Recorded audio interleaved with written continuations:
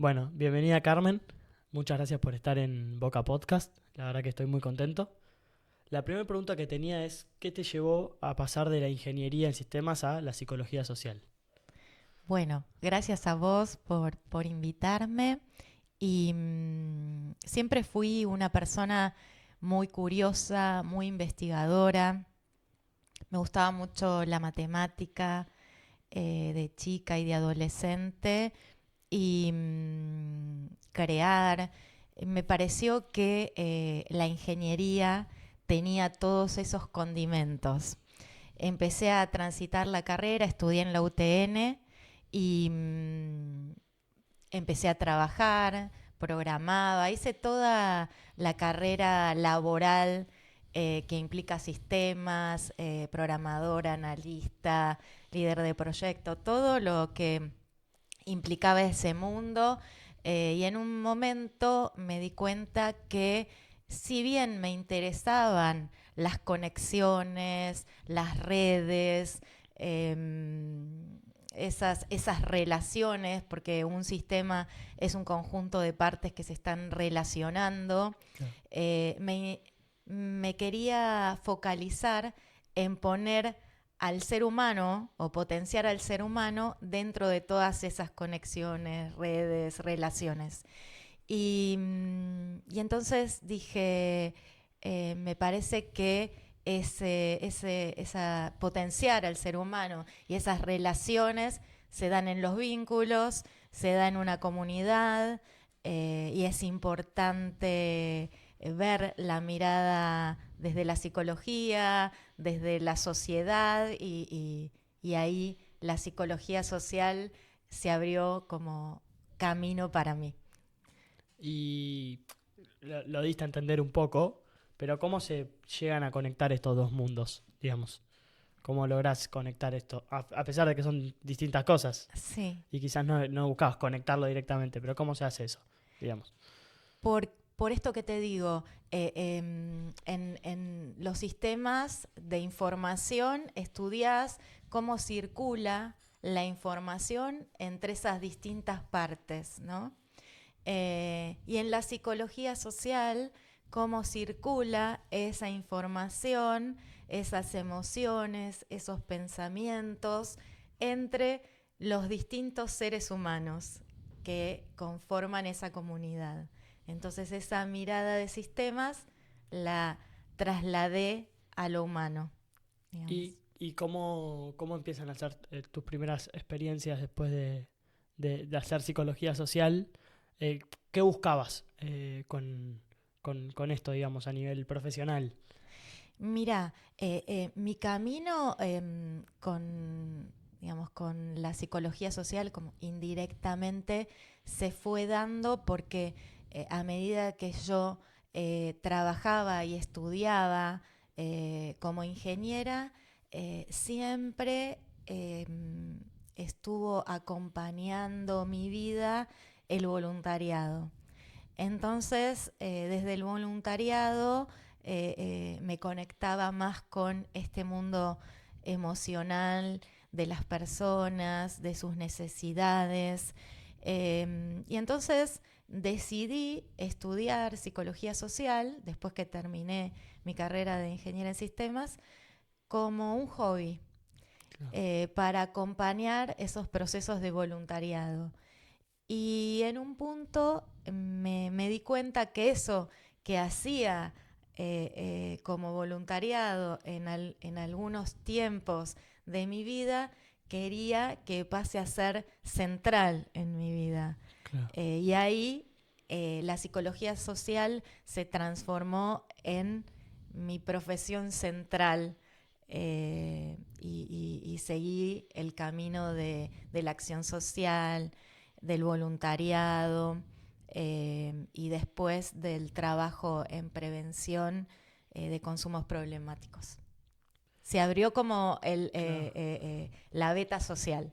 Claro, claro, y empezó y descubriste que por ahí era Y, tu propósito, y digamos. descubrí que por ahí era mi propósito, que era lo que tenía, que era lo más genuino, que tal vez todo lo anterior había sido como una sobreadaptación que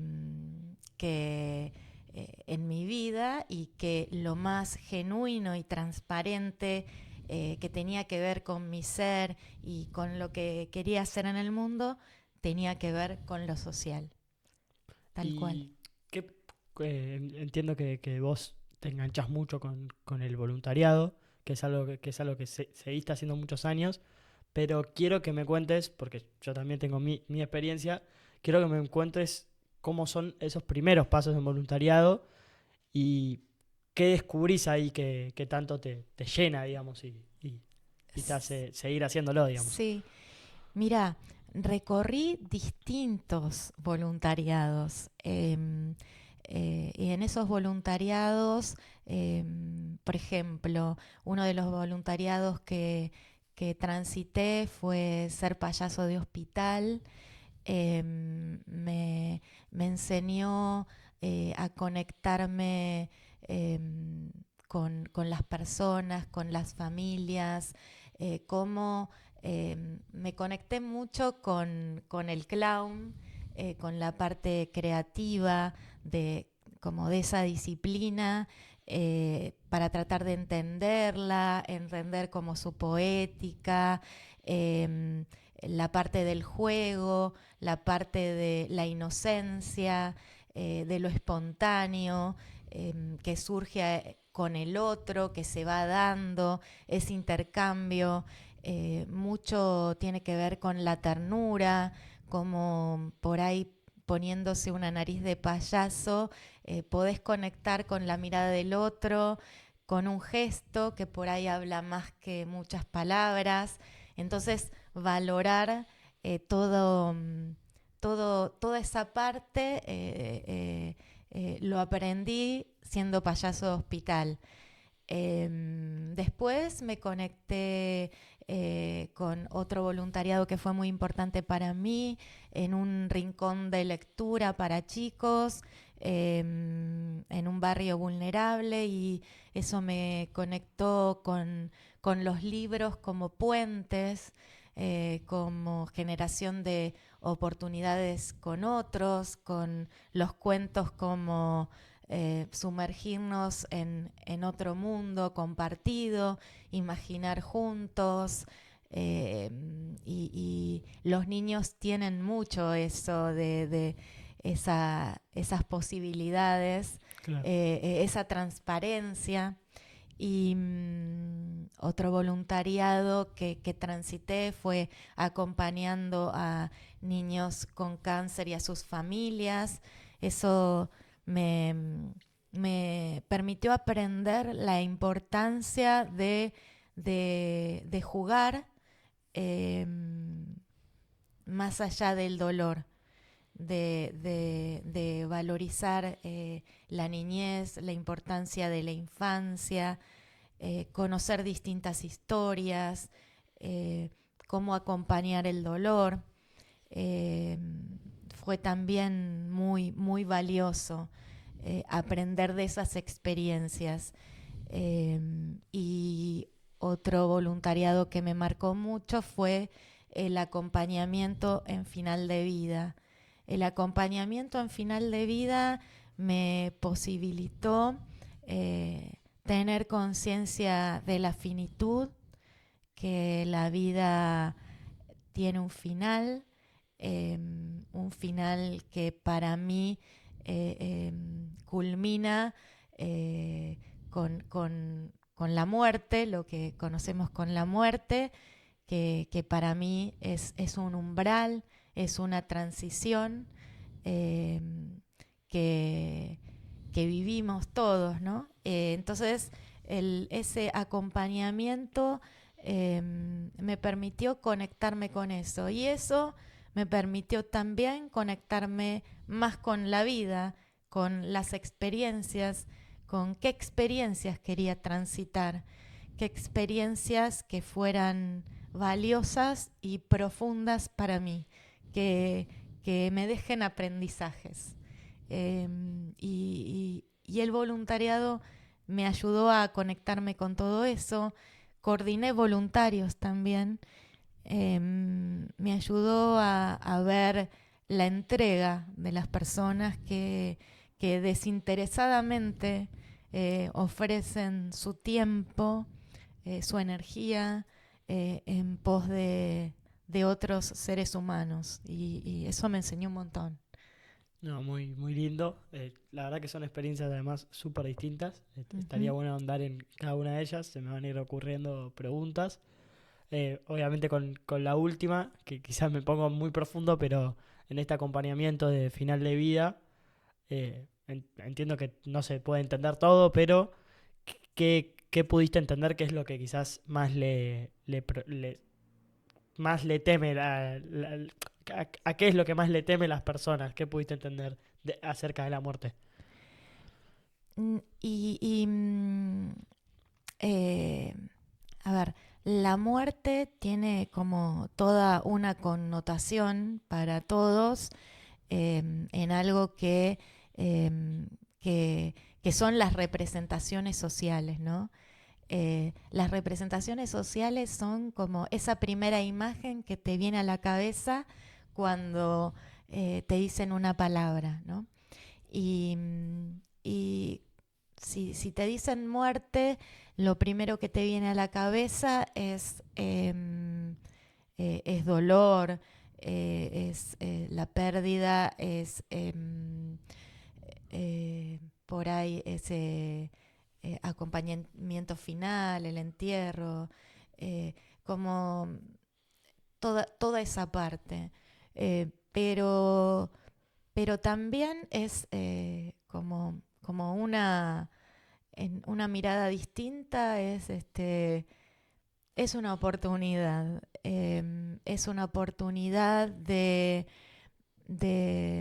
revisar experiencias, de revisar tu historia, de repasar tus vínculos, de qué aprendiste con los demás, de qué aprendiste en esos vínculos primarios que son los más importantes, que te van formando y definiendo en la vida, que son tu papá, tu mamá, tus hermanos, tus amigos.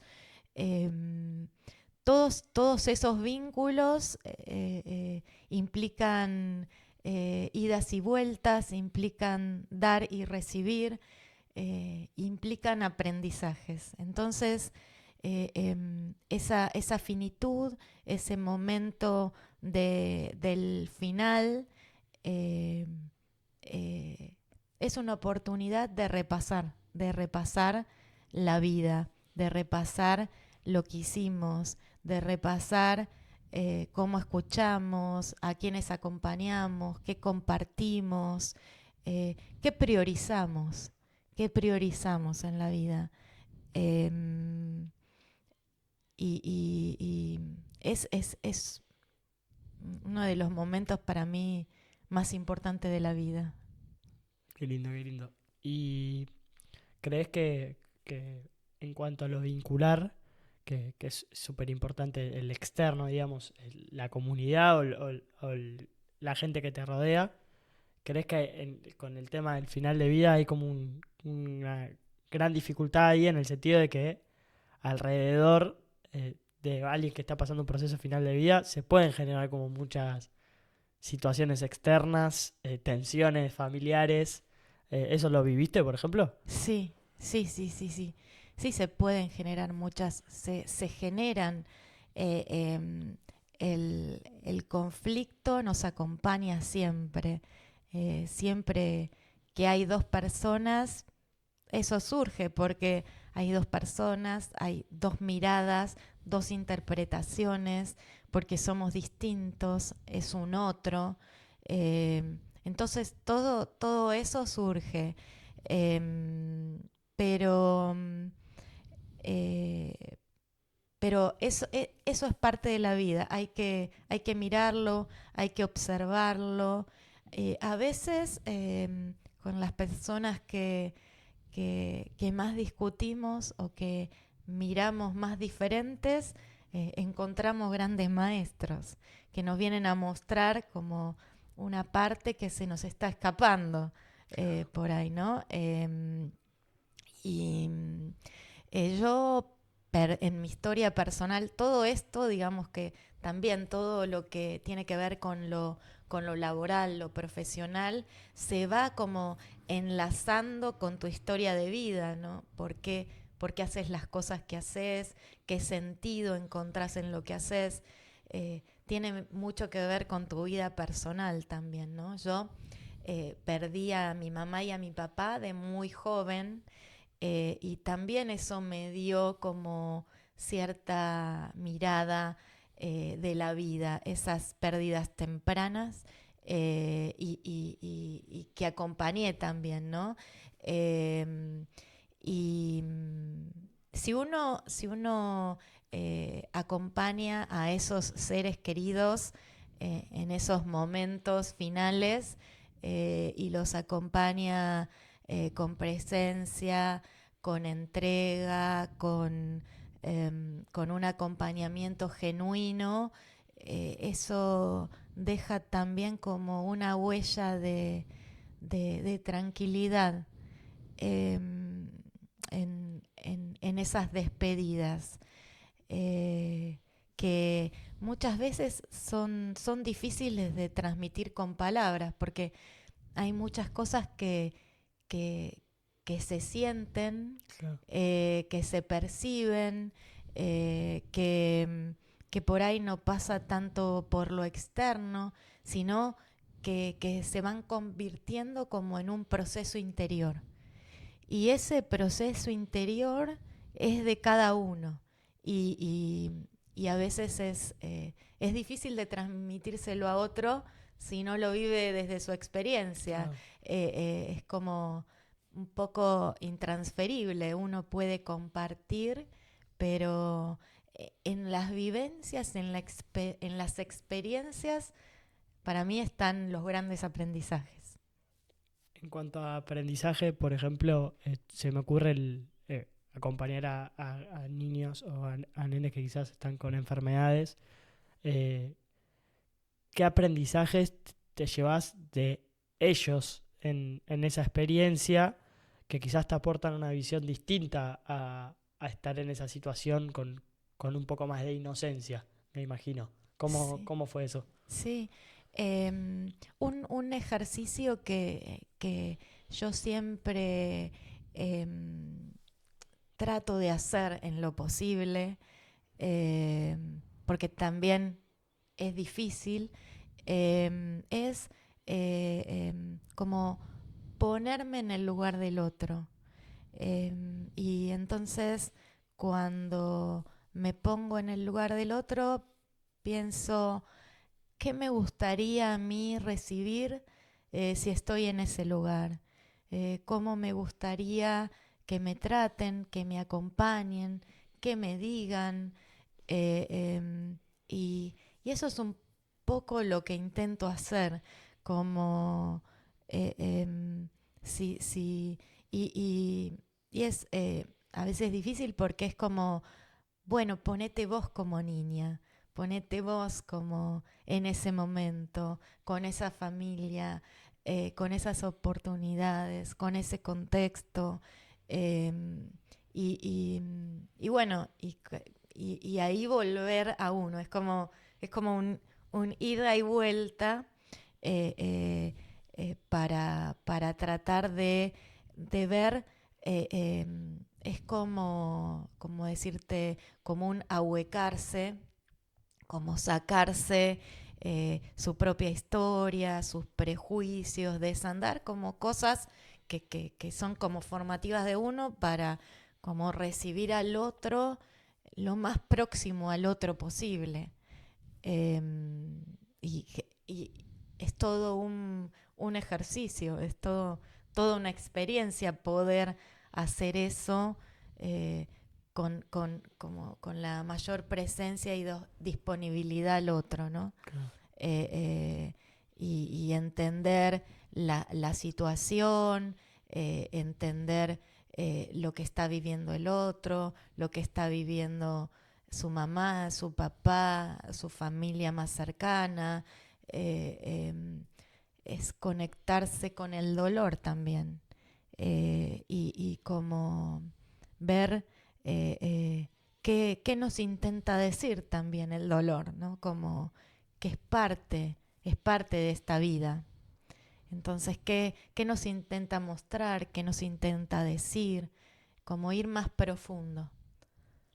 Vos estabas en el acompañamiento, ¿cómo sucedía? ¿Estabas en el hospital? Eh, ¿Cómo? Para entender un poco. Sí, te voy a contar como una experiencia que no es con niños, pero que me marcó mucho con una familia. Yo estaba en el Fleni, había ido a... em, por eso digo, ponerle en esto que digo, quizás es como subir un escalón más a lo psicosocial, ¿no?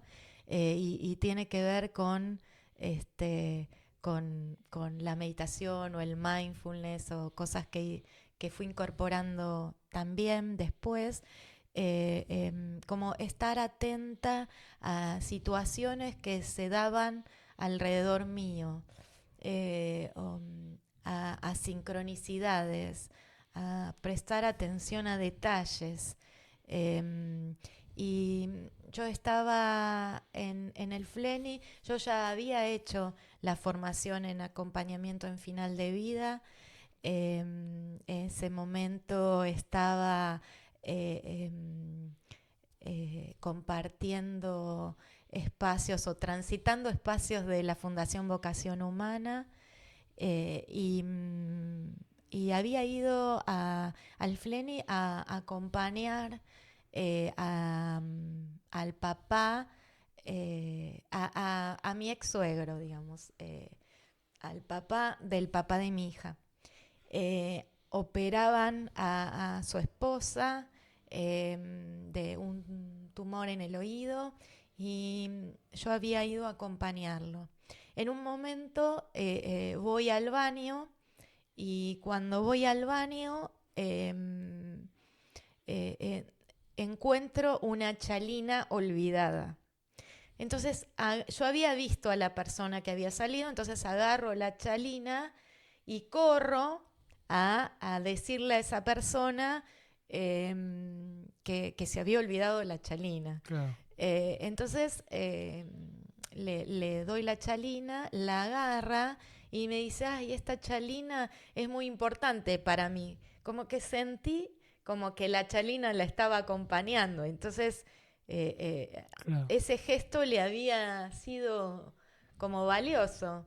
Entonces, bueno, me agradeció, volví a acompañar a quien estaba acompañando y en un momento subimos en el ascensor del Fleni al piso de terapia intensiva. Y cuando subimos al piso de terapia intensiva me volví a encontrar con esta persona que le había devuelto la chalina. Entonces fui y como teníamos que esperar, me senté al lado de esta persona. Esta persona me dijo que venían de Mendoza, que habían venido ella venía acompañando a su sobrino y a la pareja del sobrino, que venían de Mendoza en un avión sanitario, que la esposa del sobrino había recién ingresado a la terapia intensiva y que bueno, que estaban solos acá, tanto ella como el sobrino. Y que bueno, que iban a tener que quedarse acá, acompañarla, que no conocían Buenos Aires, que bueno, y le digo, bueno, no te preocupes, yo soy de acá, podemos pasarnos los celulares y Claro. lo que necesiten podemos estar en contacto.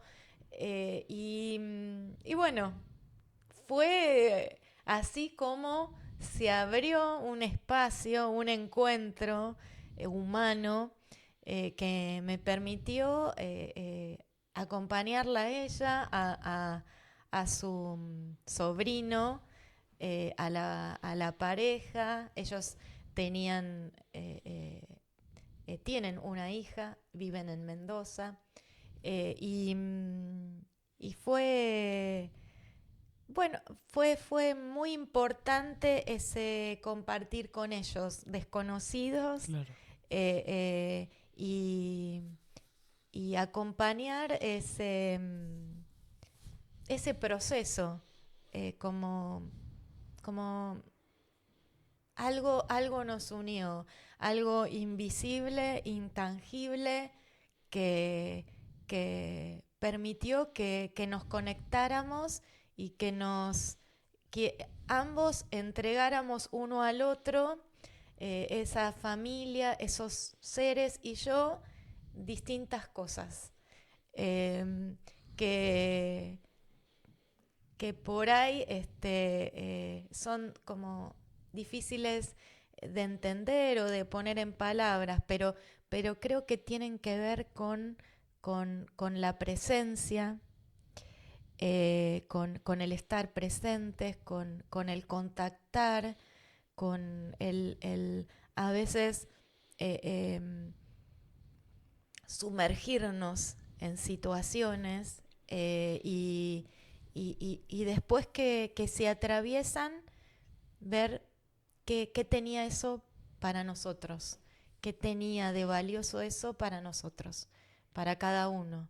Ellos se habrán llevado algo, yo me llevé otro tanto, de esos compartires, como, como seres, todos aprendiendo de esta experiencia humana, ¿no?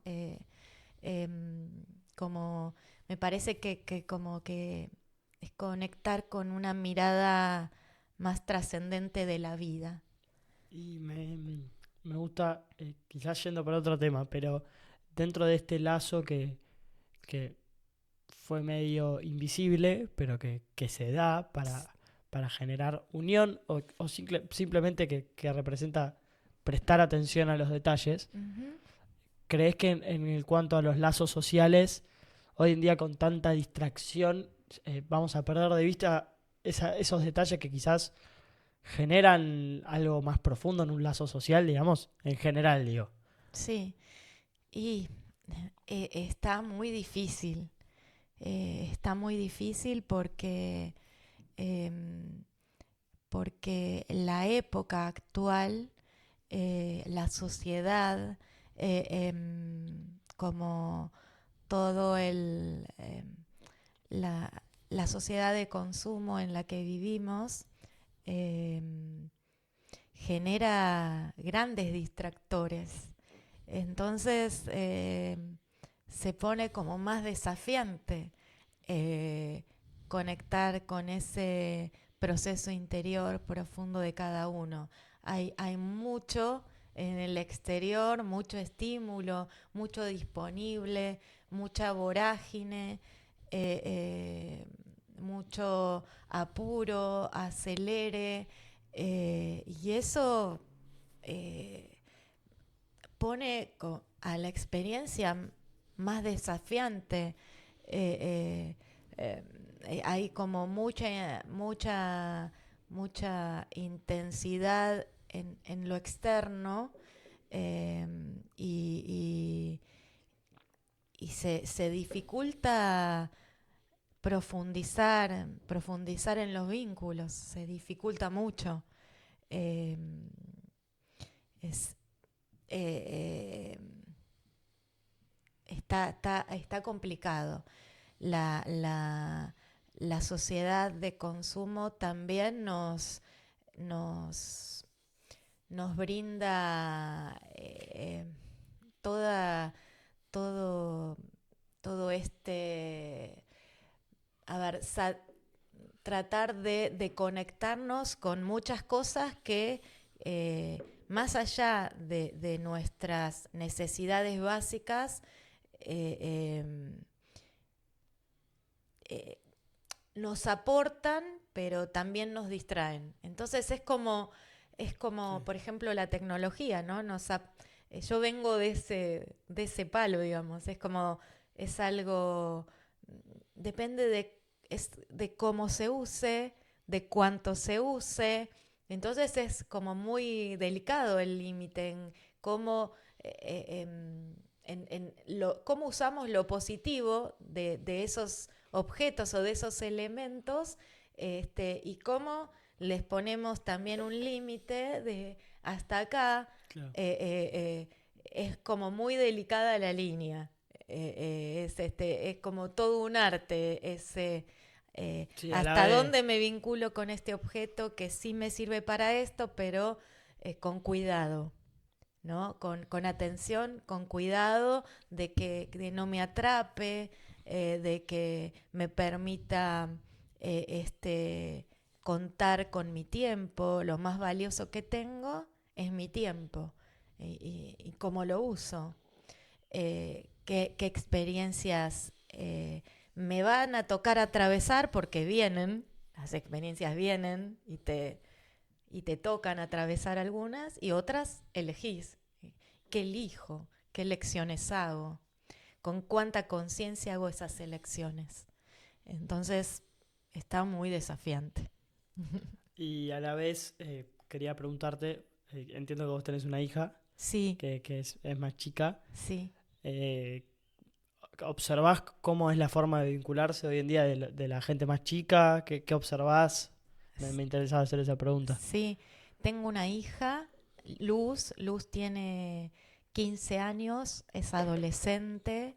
También ahí eh, en mi camino de vida hay como grandes tramos, por así decirlo, y puntos de inflexión muy fuerte en la revisión de mis prioridades de vida. Y uno, sin dudas, fue la maternidad. La maternidad fue un deseo muy profundo, una elección muy consciente, un cambio en mis prioridades también. Profesionales y laborales eh, en cómo quería acompañar a mi hija, desde qué lugar. eh, y, y bueno, pude hacerlo en las distintas etapas. Hoy está transitando su adolescencia, y creo que lo más importante ahí son épocas distintas, generaciones distintas.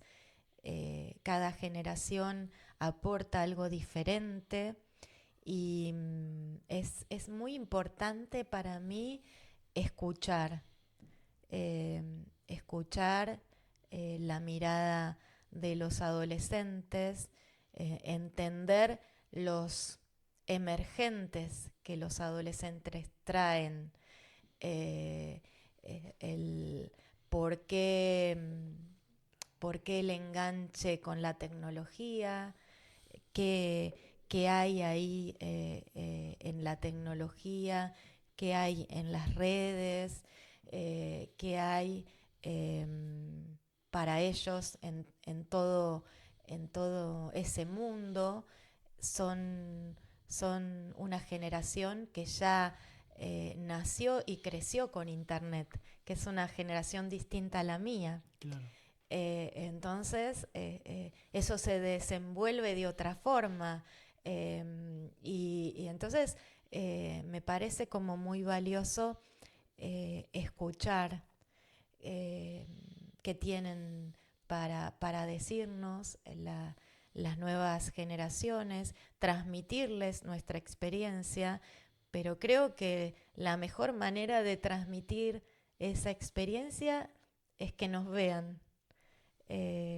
que nos vean en el sentir, en el pensar, en el hacer, en nuestro día a día, en el compartir.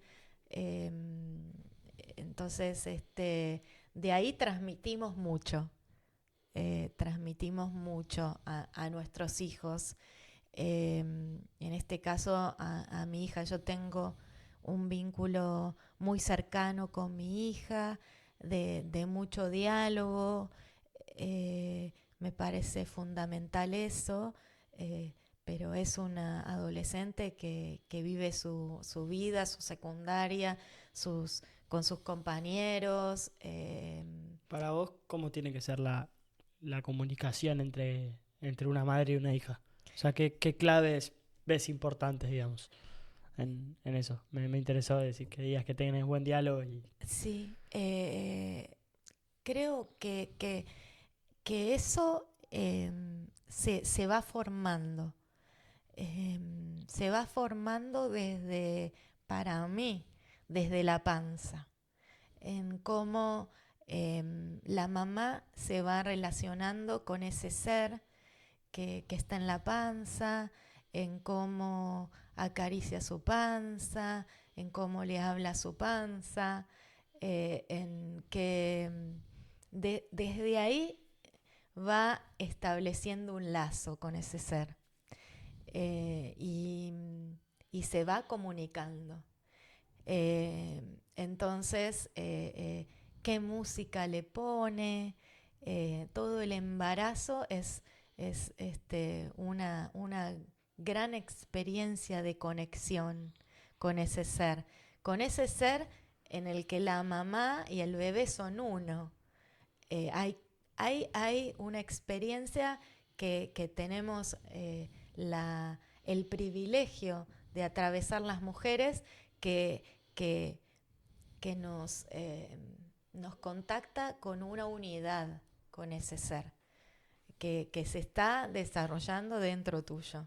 Claro. Entonces, eso es, eh, es un privilegio enorme, cómo lo transitamos, cómo lo vivimos. Desde ahí vas estableciendo un lazo de comunicación con ese ser, con ese contacto, con la panza, con el hablarle, con la música que le pones, con las cosas que ya le vas transmitiendo. Después, cuando ese ser nace, también en lo que vas compartiendo, en cada detalle, en cada baño, en cómo lo abrigas con la toalla, cómo lo acompañas a dormirse, todos los detalles cotidianos que vas compartiendo, te vas comunicando. Eh, eh, Todo eso va estableciendo un canal de comunicación por ahí invisible, que está sembrado en gestos, que luego como van dando paso a la palabra. Claro. Entonces, ¿qué palabras usás en esa comunicación? Cómo cuidás esas palabras que transmitís, y eso va instalando como un ida y vuelta con ese ser, eh, que después se traslada, ese ser va empezando a compartir con otros, que es importante tanto de la mamá como del papá, porque ambos seres son las identificaciones primarias de ese ser, ¿no? Entonces, la mamá y el papá son muy importantes para ese ser, y las conexiones y las comunicaciones y esas identificaciones que tiene de esos dos seres. Y después ese ser va atravesando distintas instancias de escolarización, de amistades, de familia, y va empezando a impregnarse de otras interacciones, de otras comunicaciones, de aprendizajes, eh, eh, pero, eh, eh, pero vuelve a esas conexiones primarias, y donde la comunicación es fundamental, y, y llega a la adolescencia con un estilo de comunicación gestual y experiencial que, Claro. que se fue dando pasito a pasito. Entonces se desenvuelve esa comunicación en algo que, que comenzó desde muy temprano. Es todo un trabajo. todo un trabajo de conciencia, de atención para mí, al que hay que estar como, eh, como involucrarse mucho, porque, porque, porque tanto el papá como la mamá en la infancia eh, siembran mucho en ese ser humano. O sea, yo siento que mi infancia fue una infancia difícil, eh, pero, pero las personas que más sembraron en mí fueron mi papá, mi mamá, mi abuelo paterno. eh, fueron seres que me dejaron una huella muy, muy importante. Entonces, me parece que ahí hay eh, algo muy valioso en la infancia y en cómo acompañamos las infancias y cómo transitamos nuestra propia infancia, ¿no? Y cómo se van formando las generaciones. Este, otro de los puntos que íbamos a tocar en la charla de hoy es el tema de las adicciones. Vos Uh-huh. estuviste trabajando con la adicción en el trabajo, ¿no? Sí, sí, ¿Cómo? sí. Yo ahora, o sea, mi trabajo eh, profesional, digamos, gira en torno a la prevención de los consumos problemáticos y desde hace unos años está como enfocado a los consumos problemáticos en el ámbito laboral. Pero me parece importante la prevención de los consumos problemáticos en todos los ámbitos. En el ámbito educativo, en el ámbito laboral, en el ámbito comunitario, en todos los ámbitos que transitamos, me parece muy importante trabajar en la prevención, eh, porque como hablábamos, estamos como insertos, digamos, de alguna manera, en una sociedad de consumo, ¿no? Esta sociedad de consumo nos anima todo el tiempo, desde la publicidad, desde los estímulos, a consumir más allá de nuestras necesidades básicas, ¿no? Claro. Y en esos consumos, ¿no? También están enmarcados algunos consumos que por ahí aparecen cuando transitamos experiencias de dolor, de padecimiento, de vacío, y necesitamos por ahí buscar alivios para seguir viviendo. Y tal vez buscamos alivios en lugares equivocados, ¿no? Eh, pero bueno, pero aparecen esos alivios a esos padecimientos, a esos sufrimientos, al dolor, y, y por ahí la persona busca un refugio en un objeto de consumo, Claro. sea cual sea ese objeto de consumo. Es como mirarlo, primero poniendo el centro en la persona, ¿no? Esa persona establece un vínculo con un objeto de consumo, sea cual sea ese objeto de consumo. Quiero decir, puede ser una sustancia psicoactiva, puede ser la tecnología, pueden ser las redes, pueden ser las apuestas Cada vez hay más, online. además cada vez hay más opciones. Puede haber, exacto. Claro. Hay muchas opciones de objeto de consumo en la que la persona establece un vínculo con estos objetos de consumo y entonces lo problemático se vuelve en ese vínculo que establece Perdón, ¿eh?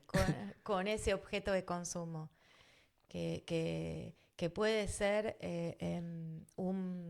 puede hacer un uso recreacional, ponele, de ese objeto de consumo, o puede hacer un uso ocasional, o puede empezar a hacer un uso habitual, o puede llegar a ser un uso dependiente.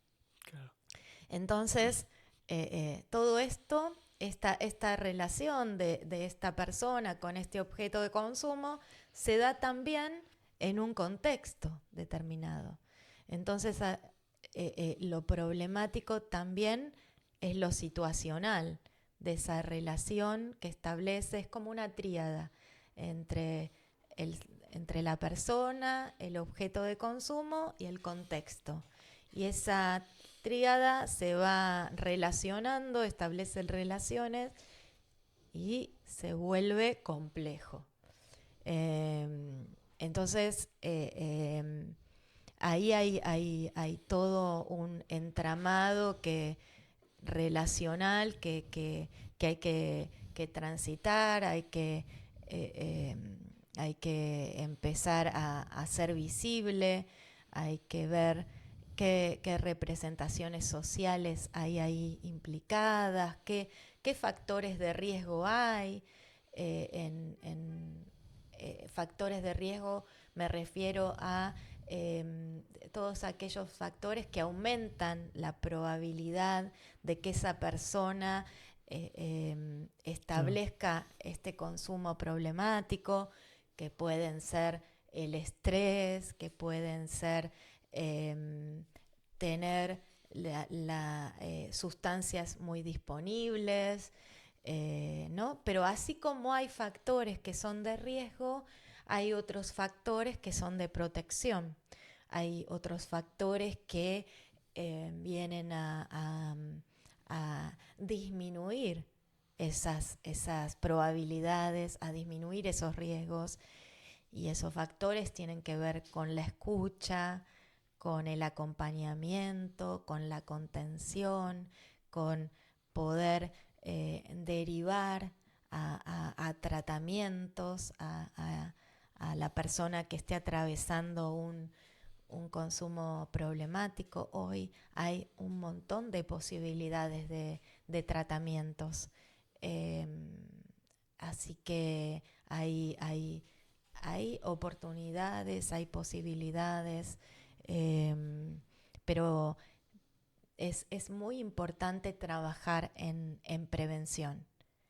Y vamos trabajando en prevención, esto por ahí para las mamás y los papás, desde la panza vamos trabajando en prevención.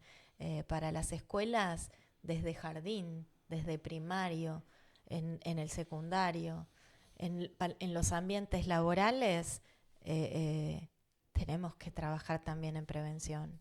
En los clubes tenemos que trabajar en prevención. En distintos espacios comunitarios tenemos que trabajar en prevención. Debería ser algo que nos acompañe a todos, el trabajo preventivo. Cuanto más trabajemos en prevención, más atentos vamos a estar, más comprometidos, vamos a volvernos más responsables en las situaciones. No sé, para mí la prevención es muy importante para la salud social y comunitaria. Y dentro de esta prevención que vos remarcas que es importante que se realicen en todos los ámbitos que puedan afectar a la persona que lo nombraste, el club, ámbitos que terminan generando la definición de cómo es una persona. Exacto. ¿Cuáles son mayores falencias o lo que más hay que trabajar, digamos, en esta prevención, En en este esos, enseñar? ¿Cuáles crees que hay que trabajar más? mira, yo pienso que hay que trabajar mucho en las sensibilizaciones, en que podamos ser sensibles a la vulnerabilidad que tenemos todos como ser humano, porque ninguno estamos exentos de, mm, de estos problemas de salud, ¿no? Ninguno estábamos exentos de problemas de salud física o de salud mental, ninguno, todos somos vulnerables, todos podemos llegar a atravesar algún consumo problemático, puede pasar a mí, te puede pasar a vos, nos puede pasar a todos. Entonces, en la medida que trabajemos en sensibilización, eh, en estos espacios, en, en reducir como los estigmas de nos puede pasar a cualquiera. Entonces es importante trabajar esta sensibilización en capacitaciones, que podamos tener capacitaciones disponibles, que podamos tener espacios de escucha, ¿sí? Eh, para mí la terapia es algo muy importante, ¿no? Pero espacios de escucha donde podamos tener mismo espacios de escucha estudiantiles, espacios de escucha en ámbitos laborales, en distintos ámbitos, ¿no? Que le permitan a la persona ser escuchada en qué le pasa, qué situación está atravesando. Puede estar atravesando una situación difícil de separación, o algún duelo, o alguna situación económica complicada. ¿Qué emociones está transitando? ¿Qué le pasa en ese mundo emocional con eso que le pasa? En la medida que la persona lo puede identificar, lo puede poner en palabras, lo puede compartir con un otro, y ese otro está disponible para escucharlo, esa escucha es prevención. Entonces, abrir espacios de escucha donde la escucha sea genuina, sea una escucha cuidada, sea una escucha respetuosa del otro, sea una escucha confidencial, sea una escucha empática. eh, Eso es prevención. Entonces, espacios donde circule la palabra, donde circule la escucha, el acompañamiento, donde la persona pueda sentirse contenida, donde la persona pueda sentir que tiene una red de otras personas en las cuales apoyarse, eh, hace que la persona se vaya sintiendo acompañada, Claro. aliviada, y todo eso es prevención. Eh, entonces, es importante las sensibilizaciones, las capacitaciones, los espacios de escucha, de acompañamiento, de contención, de derivación a tratamientos si son necesarios, tratamientos profesionales si son necesarios. Todo eso hace a la prevención. Es es una mirada integral de la prevención, El, en los ámbitos que sea. espectacular, espectacular. Con respecto a, eh, más allá del espacio de la escucha y del intercambio de ese acompañamiento que es crucial en instancias así, ¿qué pasa cuando, porque nos pasa a todos, cuando en ese momento del día que la persona ya no tiene a nadie, no está recibiendo ese acompañamiento, sino que se vuelve a cruzar con su individualidad, digamos, y sus fantasmas y sus problemas. Ahí, ¿qué sucede y de qué forma tiene que estar preparada la persona para afrontar eso y no volver a recaer en lo que le lleva a consumir, por ejemplo? Bueno, ahí estás hablando como de algo muy que nos pasa en esta época actual, que tiene que ver con el encerrarse por ahí en uno mismo, el sentirse solo, ¿no? Es una sociedad que con todo lo virtual eh, pareciera como que va tomando una distancia del vínculo humano, del cara a cara, de lo presencial, del contacto con el otro.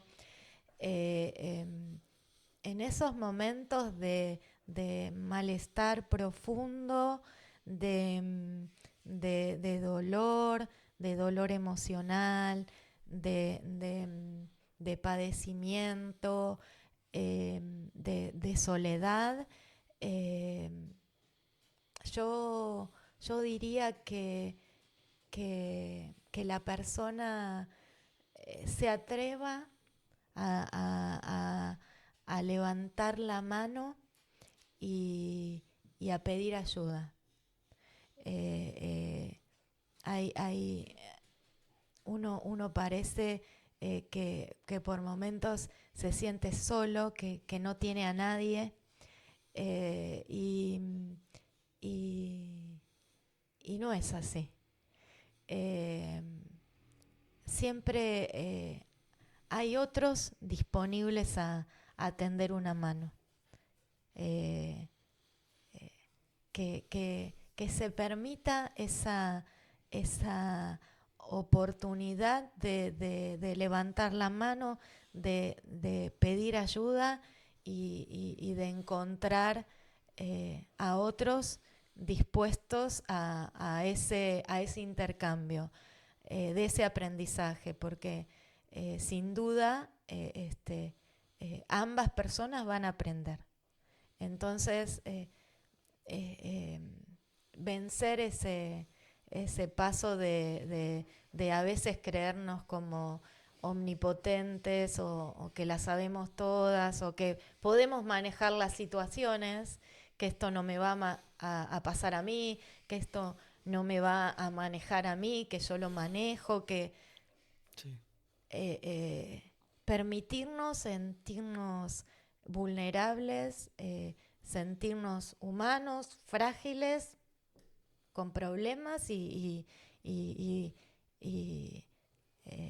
dejarnos estrechar la mano con esos otros que están por ahí para darnos esa mano. Ahí, ahí, ahí hay algo que, que puede surgir, que darnos esa oportunidad. Muy bueno, muy bueno. Bueno, teníamos como un último capítulo que habíamos pensado hablar, que me encanta el tópico, que es en cuanto al mindfulness. Creo que muchas cosas de las que hablamos podrían haber entrado al mindfulness Sí, en cualquier circunstancia, sí. pero bueno, primero, ¿cómo te encontrás vos con esta práctica? Quiero saber eso primero. ¿Cómo empieza tu relación con el mindfulness, digamos? Eh, bueno, mira, cuando yo me separé del papá de mi hija, fue un punto también de inflexión muy fuerte para mí.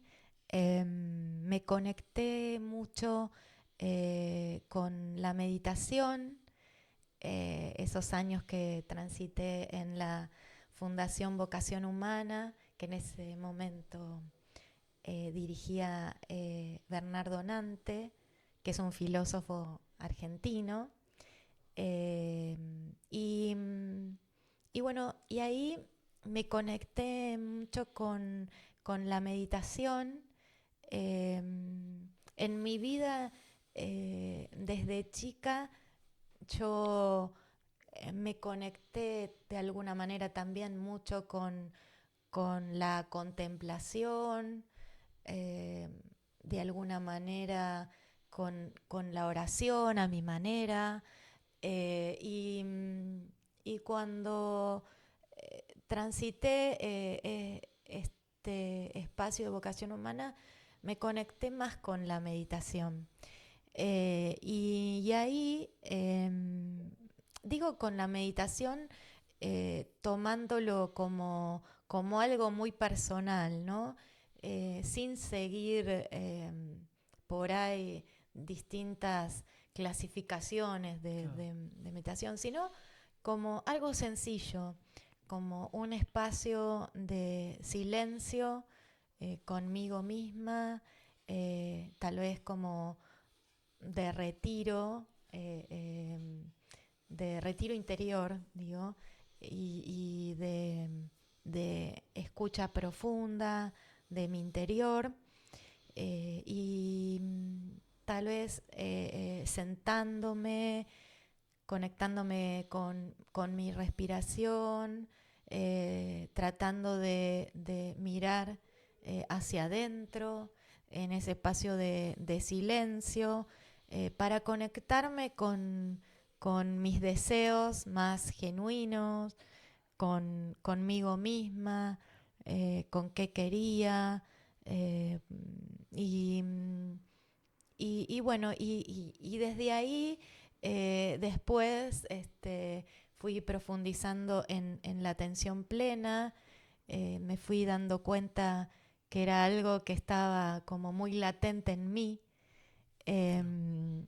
por todo lo que estuvimos hablando, que la observación eh, era algo que tenía presente, que era algo muy importante, la observación, el silencio, eh, el por ahí eh, mirar, vivir con plenitud como una experiencia, pero luego retirarme en mi casa y como procesarla desde mis emociones, mis pensamientos, y y ver, empezar como a desglosar por qué hice eso, cuál fue la intención que me llevó a hacerlo. eh, y, y bueno, y me fui dando cuenta que eso tenía que ver con el mindfulness, que con la atención plena, con el contactar con mis pensamientos, con mis emociones, eh, y con el hacer, con cómo hacía en lo cotidiano, con qué intención lo hacía, qué transformaciones quería para mí, qué transformaciones quiero para mí en el futuro. Y bueno, fue fue como internalizándose Claro. más, como esa mirada por ahí de conciencia, de como más espiritual, si querés decirle, de el tránsito por esta vida. eh, y, y bueno, eso me conectó también con por ahí transmitir a otros en clases. En la pandemia di clases para niños, para adultos, para familias. Fue algo muy enriquecedor también. Muy bueno. Creo que también es algo que a veces perdemos de vista, que la pandemia fue un evento muy significativo para todos, para, para toda la humanidad. Hay para mí como un antes y un después de la pandemia, y a veces también en el trajín diario o en lo cotidiano perdemos de vista Claro. algo muy significativo, ¿Y qué efectos pudo haber tenido? Todo. y Claro. algo muy significativo que conlleva consecuencias y efectos, como decís, que transitamos todos como humanidad hace muy poco. Claro. Entonces, me parece que no tenemos que perderlo de vista, que tenemos que ser conscientes de eso que atravesamos y qué consecuencias, qué efectos, qué bisagra vino a mostrarnos como humanidad. Me parece que fue un evento muy importante para todos. Carmen, tengo unas últimas preguntas. Primero, con respecto a esto de mindfulness, es más un consejo. Sabrás que, por lo menos personalmente, cuesta muchísimo en un mundo de tanta distracción y que todo nos tiene que divertir mínimamente algo.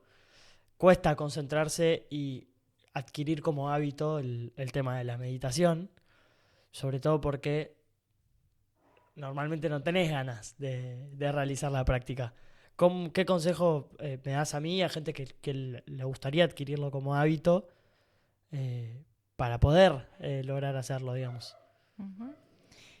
Bueno, lo más difícil es el hábito, como vos bien dijiste, ¿no? Me pasó muchas veces tratando de transmitir a otros el hábito que algunas personas me decían, yo incorporé el hábito de hacer ejercicio, pero el hábito de meditar, no. Me parece que por ahí también hoy estoy mucho con revisar las representaciones sociales, pero me parece que también hay que revisar la representación social que tenemos por ahí de la meditación o una persona que medita, ¿no? Como por ahí, si te pones a pensar, te aparece como la imagen de alguien solo en la montaña, Claro, sí, ¿no? sí. Un monje. Un monje con los ojos cerrados. Y vivimos en una sociedad, como vos decís, contemporánea con todos estos condimentos que tiene, ¿no? Entonces me parece que hay que ir como estableciendo pequeños desafíos diarios y cotidianos que por ahí tienen que ver con mañana antes de salir de casa, de ir a estudiar, a trabajar o a hacer lo que vayamos a hacer, como tomar un pequeño tiempito que puede ser en nuestra cama, en algún sillón, en alguna silla, en posición de sentado, poner las manos sobre las piernas, cerrar los ojos y, y hacer unas respiraciones profundas hasta la panza, como ese momento de silencio, de respiración, de esto que voy a salir a vivir en el afuera. eh, es un día con interacciones con eh, otros seres. eh, me permito como abrirme a las experiencias que me depara este día, a, a- a intentar estar lo más presente posible en en esas interacciones, en esos momentos, a poder tener la intención de aprender y, y desde ese lugar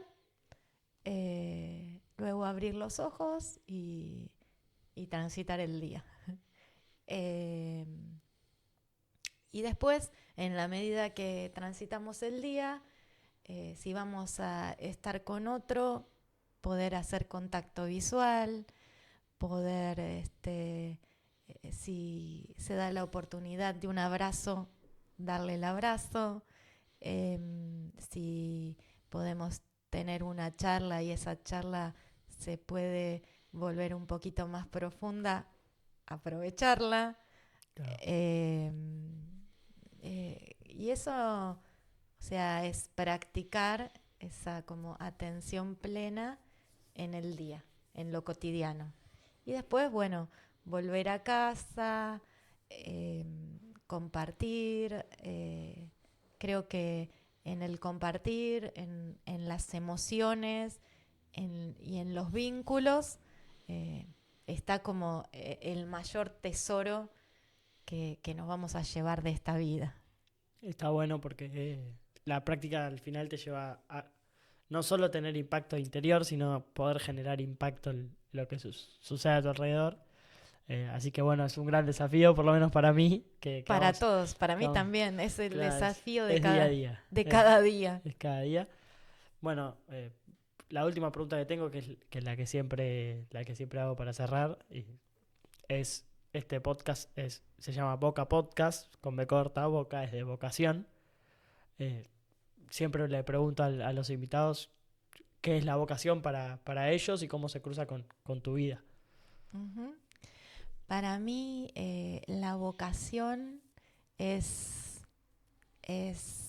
una voz interior que tenés que escuchar. Para poder escucharla, tenés que revisar tu historia, revisar tus vínculos y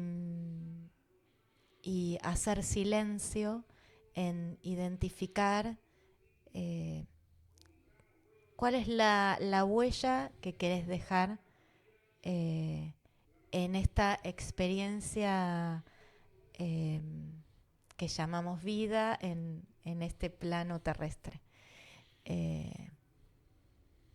Y desde ahí animarte a transitar eso, que es lo genuino, lo que te sale a hacer, que viene con vos, que viene con tu esencia, y también animarse a cambiar, a retransformarse en la medida que uno se va conociendo, porque es como un proceso profundo de autoconocimiento y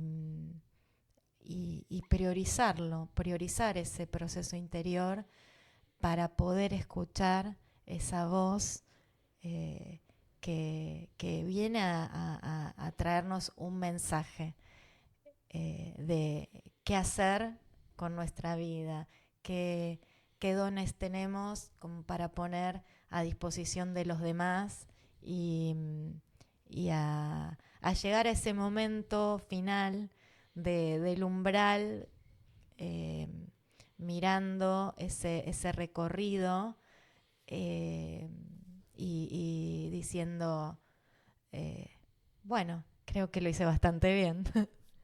Muchas gracias, Carmen. Gracias a vos.